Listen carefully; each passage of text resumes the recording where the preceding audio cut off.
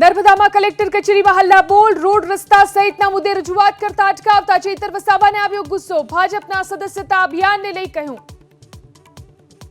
એમના ID card જોયા તો ટીડીઓ શ્રીએ જાતે બીજેપી સદસ્યના એક કર્મચારીના કાર્ડ બનાવ્યા।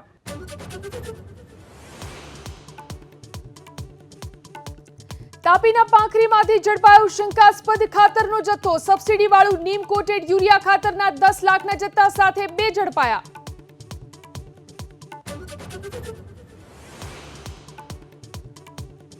ખેડાના કટલાલમાં વિદ્યાર્થીની સાથે અડપલા કરનાર હેવાન શિક્ષક સામે માત્ર 10 દિવસમાં ચાર્જશીટ। ગૃહ રાજ્યમંત્રી હર્ષ સંઘવીએ ખેડા પોલીસની કરી પ્રશંસા।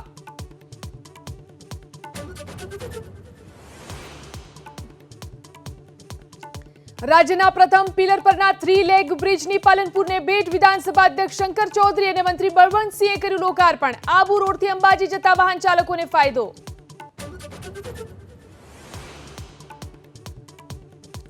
કોલકાતાની આરજીકર હોસ્પિટલ બહાર શંકાસ્પદ બેગ મળતા દોડધામ। સીઆઈએસએફે વિસ્તારને કર્યું કોર્ડન। બોમ્બ ડિસ્પોઝલ સ્ક્વોડ ઘટના સ્થળે।